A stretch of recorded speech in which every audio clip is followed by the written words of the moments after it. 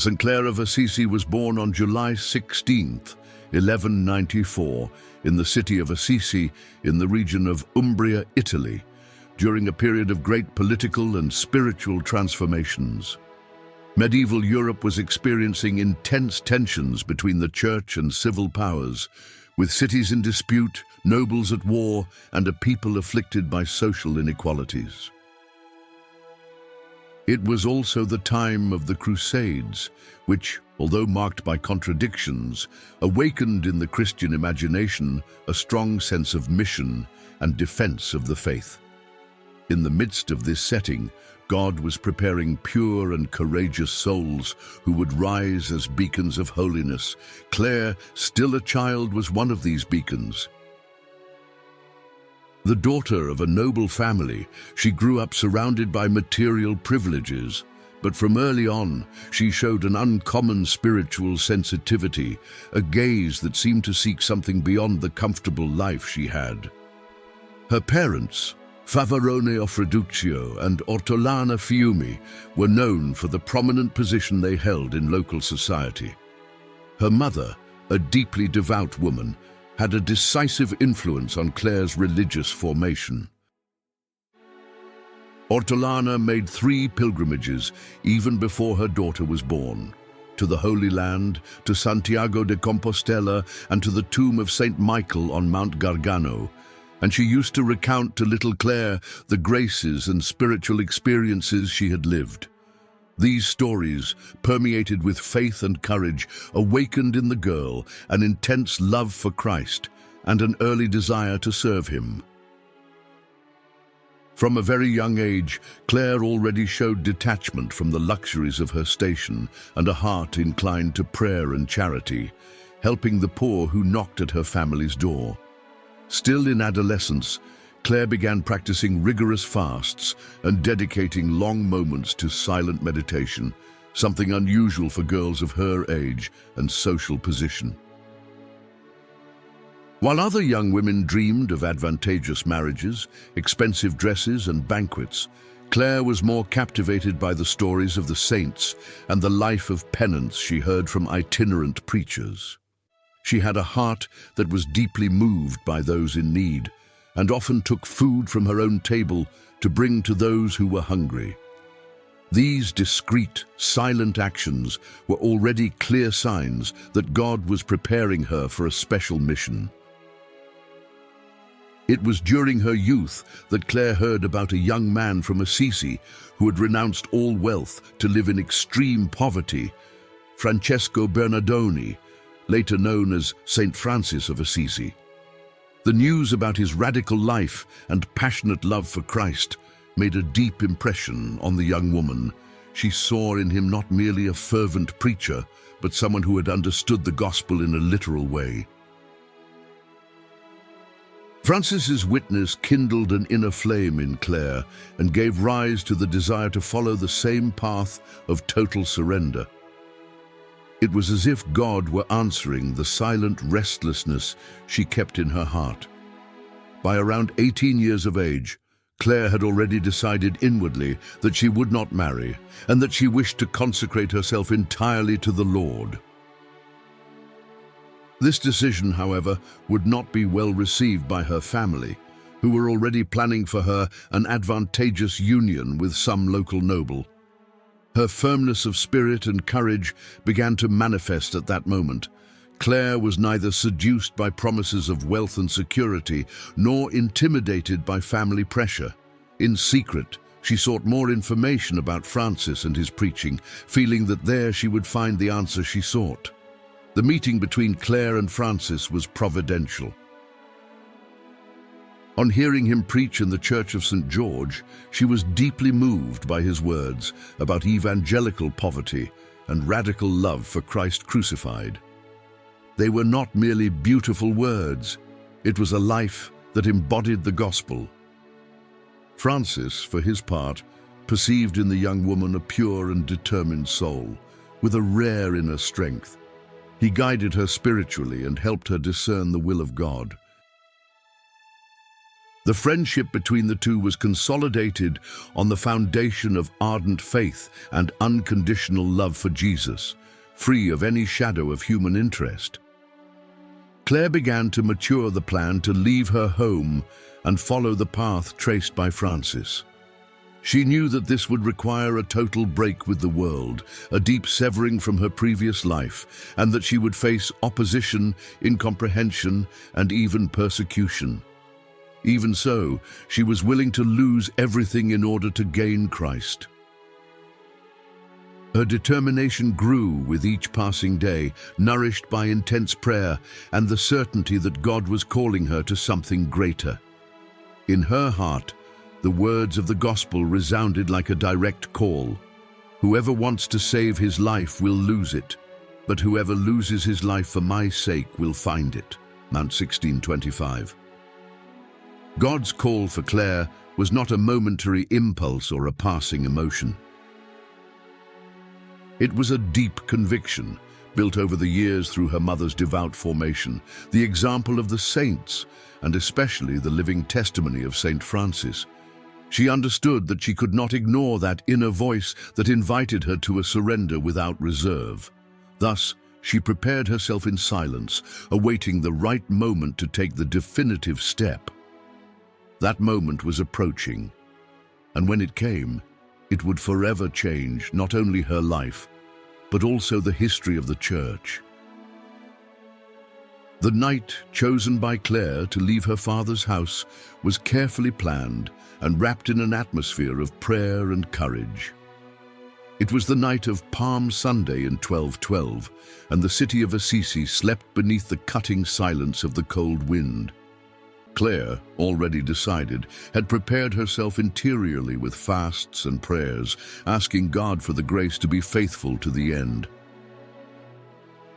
Her flight was not an act of rebellion against her parents, but a response to a divine call that echoed in her soul with urgency. She knew that it would be a step with no turning back. In leaving her home, she abandoned not only material comforts, but also the security of a life already mapped out for her, casting herself entirely into the arms of Providence. Guided by faith, Clare made her way through the dark streets of Assisi, covered by a cloak that hid her identity. Her destination was the small chapel of the Portiuncula, where Saint Francis and his friars were awaiting her. The Portiuncula, dedicated to Saint Mary of the Angels, was a simple place, yet charged with profound spiritual meaning. There Francis had received his mission, and from there radiated the ideal of evangelical life that had touched Clare's heart. Upon arriving, she was received with fraternal warmth and respect, for all recognized in her a young woman moved by a special grace. The decisive moment came when Clare, before the altar, made her profession of faith and consecrated her life entirely to Christ. Francis cut her long golden hair, a gesture that symbolized her renunciation of the world and her total surrender to the Lord. That act not only sealed her choice, but also freed her from any possibility of an arranged marriage or family imposition. Clare, on her knees, felt a deep peace and an indescribable joy. It was as if she had finally found the place her soul had always sought, full union with Christ, poor and crucified. At first, to protect her from the family's violent opposition, Francis took Clare to a nearby Benedictine monastery. There she could remain safe while her decision took root. However, news of her flight quickly reached her family's ears. Her uncle and some armed relatives went to the convent to force her to return home. They found a firm and resolute Clare, who, clinging to the altar, declared that she would never return to the life she had left behind. Her courage and determination in the face of family pressure were so intense that her relatives ended up withdrawing, overcome by the strength of her faith. A short time later, Francis transferred Clare to another community of women, until she finally settled at the church of San Damiano, which he himself had restored.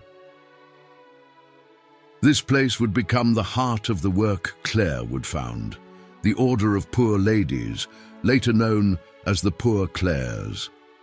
At San Damiano, Clare began to live the radical poverty she had learned from Francis, dedicating herself entirely to prayer, manual labor, and community life.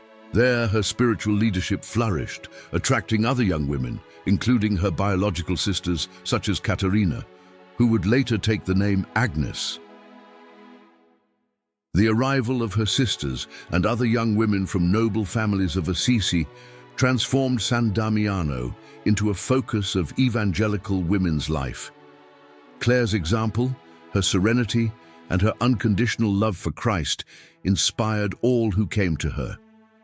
She not only preached poverty and humility, but lived them so authentically that no one doubted her surrender. Her life was marked by extreme simplicity. She dressed in a rough habit, went barefoot, and worked with her own hands to ensure the community's support. But above all, her soul was always turned toward contemplation and adoration of the most blessed sacrament. While many at the time saw women's religious life merely as a form of seclusion, Clare transformed it into a path of spiritual freedom and profound love for God. Her enclosure was not sterile isolation, but a generous offering for the salvation of the world, presented in constant prayer. The spiritual bond with St. Francis remained strong, and he continued to be her guide and friend, visiting and encouraging her in her mission.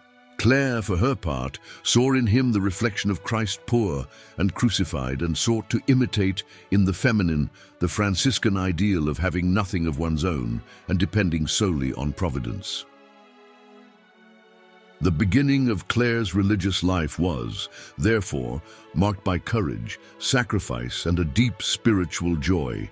She had left behind a life of privilege to embrace the cross of Christ, and she would never regret that choice. At San Damiano, God began to write through her a story of holiness that would span centuries. Her decision to follow Christ in absolute poverty would be not only a testimony for her contemporaries, but also a shining beacon for future generations of consecrated women and laity who wished to live the gospel in its radicality. Life in the monastery of San Damiano soon became a living reflection of the Franciscan ideal adapted to the feminine sphere. St. Clare established a routine of prayer and work that united austerity and fraternal love.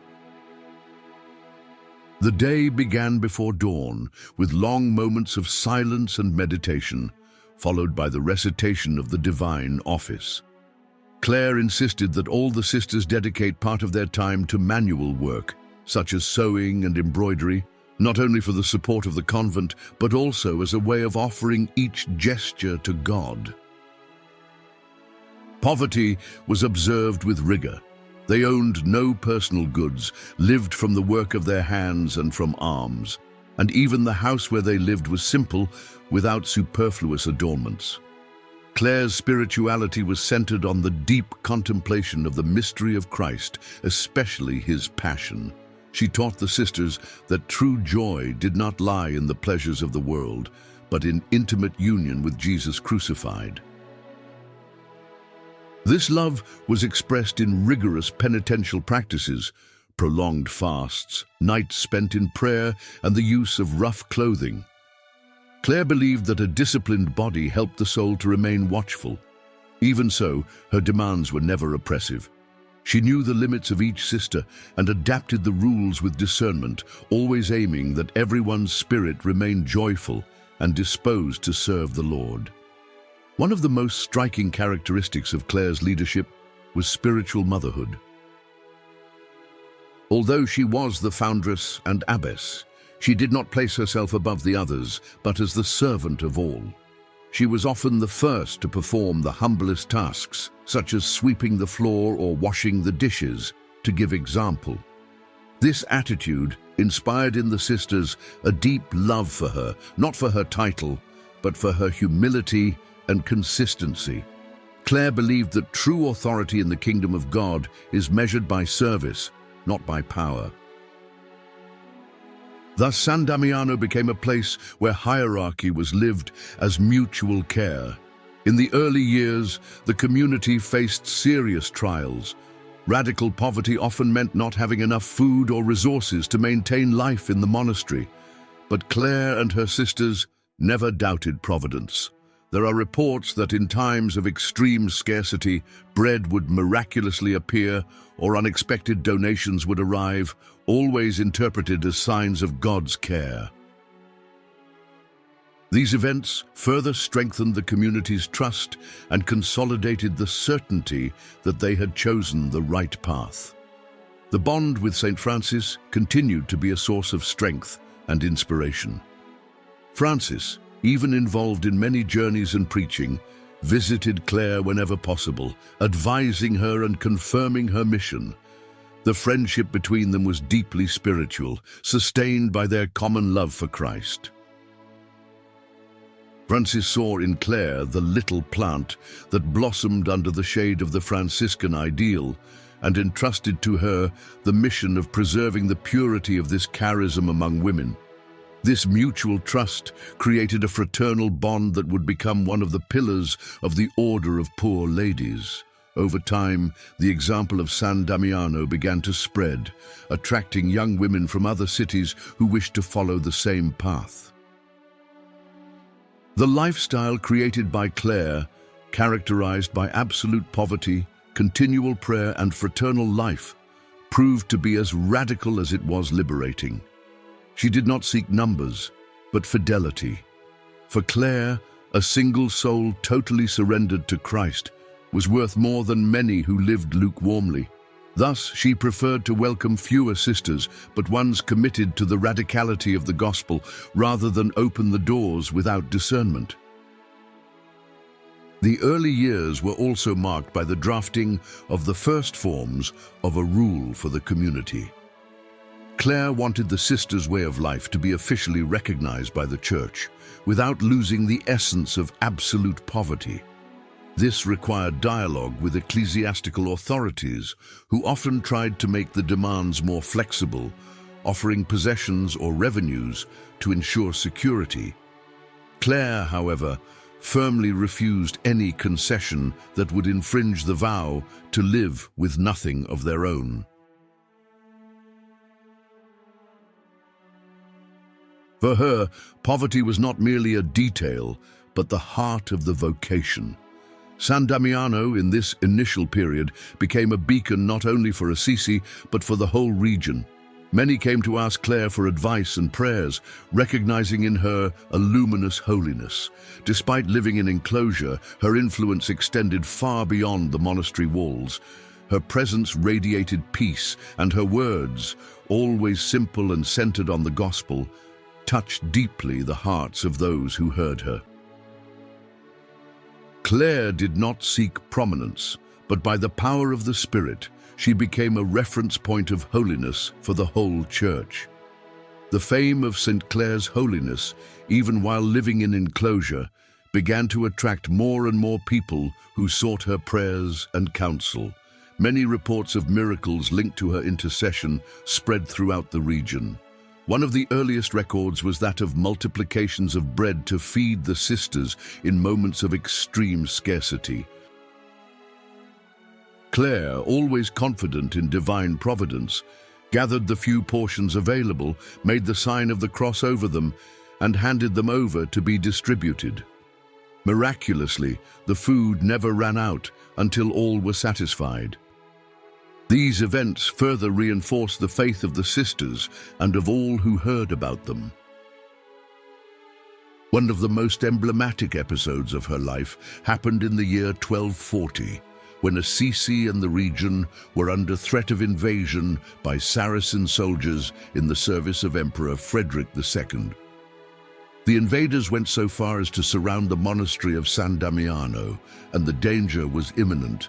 The sisters, terrified, ran to Clare, who, weakened by illness, was lying in her cell. On hearing the situation, she asked to be taken before the tabernacle. With effort, she knelt, and with tears in her eyes, took the monstrance containing the most blessed sacrament. Lifting it with her frail hands, she addressed a fervent prayer to Christ, asking protection for her spiritual daughters.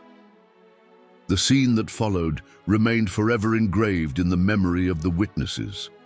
As the soldiers approached the convent walls, they saw Clare with the Blessed Sacrament raised and suddenly were seized with an inexplicable panic. An invisible force made them retreat, fleeing in disorder, without anyone needing to brandish a sword. For Clare, this was not a personal triumph, but a living proof that Christ in the Eucharist is the true protector of his church. This miracle further strengthened her passionate devotion to the body of Christ and her habit of spending long hours before the tabernacle. Another striking episode occurred when a great drought threatened the region's harvests. The peasants, desperate, turned to the monastery asking for Clare's intercession. She, even while ill, rose to go to the chapel and pray before the Blessed Sacrament.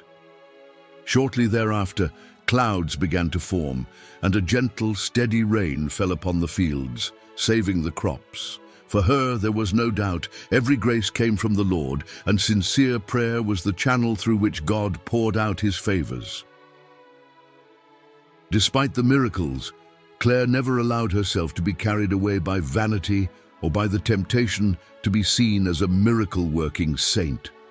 She always redirected praise to God, repeating that she was only a useless servant, an instrument in the Lord's hands. This humility charmed both the simple and the more learned.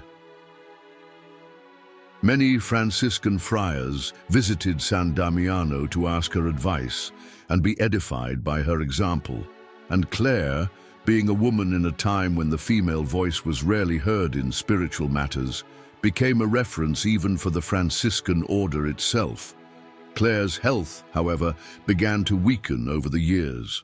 From youth, she had submitted herself to rigorous fasts and penances, and together with constant work and vigils, these habits undermined her physical strength. Even so, from her bed, she continued to govern the monastery with wisdom and tenderness. Her words, spoken in a gentle voice, carried the weight of authority and touched the sisters deeply. Even in her most intense pains, she maintained a serene smile and her gaze fixed on the crucified, inspiring everyone with her patience and unshakable faith. The episode of the defense of San Damiano became a symbol of Clare's absolute trust in Jesus in the sacrament. This heroic gesture is remembered to this day in the saint's iconography, in which she is often represented holding a monstrance or a ciborium. Her life showed that, even in times of war and fear, the Christian's strength lies in prayer and in the real presence of Christ in the Eucharist. Clare's witness crossed the walls of enclosure and spread throughout Christendom, making it clear that holiness does not depend on being in the world, but on living God's will fully in the place where He puts us. As the years advanced, St. Clare's health became increasingly fragile. Decades of rigorous fasts, penances, and sleepless nights exacted a high price from her body. Even so, her mind and spirit remained lucid and firm. Even bedridden for long periods, she continued to govern the monastery of San Damiano with the same attention and zeal as when she was strong. Her guidance, often given lying in her cell, was always full of wisdom and inspired deep trust in the sisters. For Clare, illness was not an obstacle to serving God. On the contrary, it was another opportunity to unite herself to the suffering of Christ crucified. During this period of illness, Clare intensified even more her devotion to the Most Blessed Sacrament. It was common for her to spend hours in silent prayer, contemplating the consecrated host and shedding tears of love. Her sisters testified that, when she left those long adorations, her countenance, even pale and frail, radiated a supernatural peace. For her, Each moment before the Eucharist was an intimate encounter with the Lord himself, a source of strength and consolation. This deep Eucharistic spirituality would forever mark the identity of the order she founded. At the same time, Clare was waging a spiritual and administrative battle, the definitive approval of the rule of the poor ladies. From the beginning, she had established that her sisters would live in absolute poverty, without possessing any goods, not even in common, trusting entirely in providence. This proposal was considered radical by many, including ecclesiastical authorities, who suggested softening the demands to guarantee greater material security. But Clare remained unshakable, convinced that poverty was the foundation of her vocation and that renouncing it would be to betray the charism received from God. This struggle for the privilege of poverty went on for years, requiring patience and firmness from Clare in negotiations with cardinals and popes. In 1228, Pope Gregory IX granted her the privilege of poverty, officially recognizing her order's right to live without possessions. Nevertheless, Clare still desired something more, that the proper rule of her community be approved by the Church. She worked on drafting this document with extreme care, uniting Franciscan spirituality with the contemplative way of life and enclosure. Her rule highlighted fraternal life, continual prayer, austerity, and above all, radical poverty. The great moment arrived on August 9, 1253. When, already gravely ill, Clare received the news that Pope Innocent IV had approved her rule. It was the first time in the history of the Church that a norm written by a woman for a women's community was officially recognized. On hearing the news, tears of gratitude ran down her face. She knew that even after her death, her spiritual daughters would remain faithful to the ideal that she and Saint Francis had envisioned. It was one of the last gifts God granted her in this life. A few days later, on the morning of August 11, 1253, surrounded by her sisters and by some friars, Clare went peacefully to the Father's house. Minutes before dying, she uttered words that were engraved on everyone's hearts. "Go in peace, my soul, for you indeed have a good guide for the journey. He who created you also sanctified you, and always keeping you as a mother, loved you with tender love." Her passing was marked by such a profound atmosphere of holiness that many already venerated her as a saint immediately after her death. Clare's funeral was a moment of emotion for the entire city of Assisi. Although she had lived reclusively, her witness had touched people of every social class. Many came to bid farewell, bringing flowers and candles as the cortege passed through the narrow streets of the medieval city. Her body was buried provisionally in the Church of St. George, where the mortal remains of St. Francis also rested. A few years later, her remains would be translated to the Basilica of Saint Clare, built in her honor. Thus ended the earthly life of a woman who, with gentleness and firmness, had marked the history of the Church. Saint Clare left to her spiritual daughters and to all Christian people a luminous example of fidelity to the gospel, radical love for Christ, and unlimited trust in divine providence. Her death did not signify the end, but the beginning of a presence that would continue to inspire generations, sustained by the legacy of her life and by the strength of her intercession with God.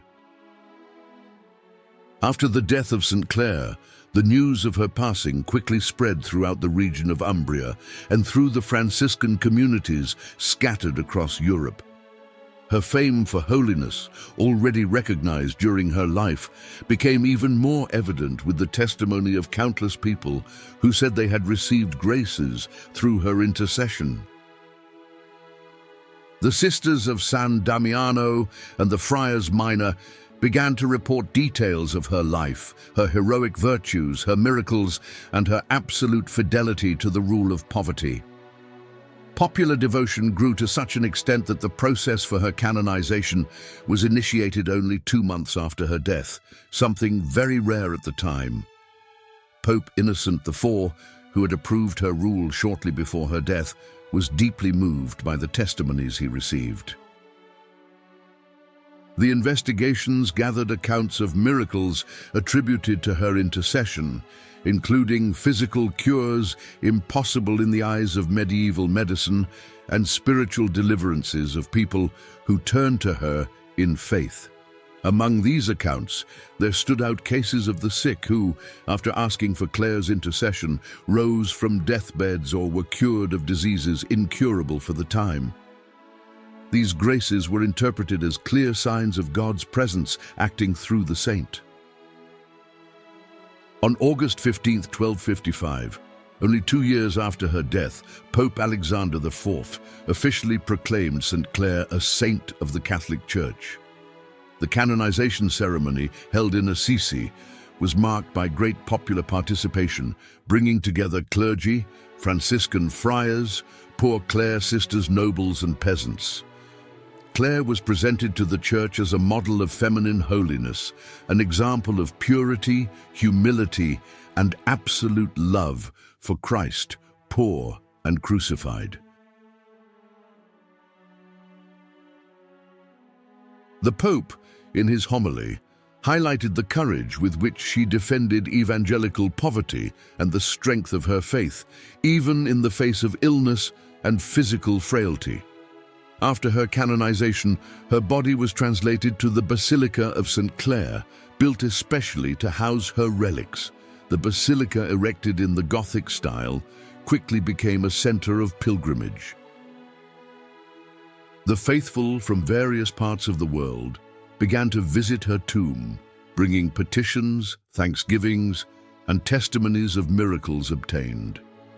To this day, pilgrims kneel before her incorrupt body, which remains exposed for veneration, and they feel the peace and inspiration that her presence conveys. The legacy of Saint Clare, however, was not limited to Assisi. Her order of Poor Clares spread to several countries, carrying with it the charism of radical poverty, the life of prayer and fraternity. Today, Poor Clare monasteries exist on 5 continents, living the spirit that Clare transmitted to her first sisters.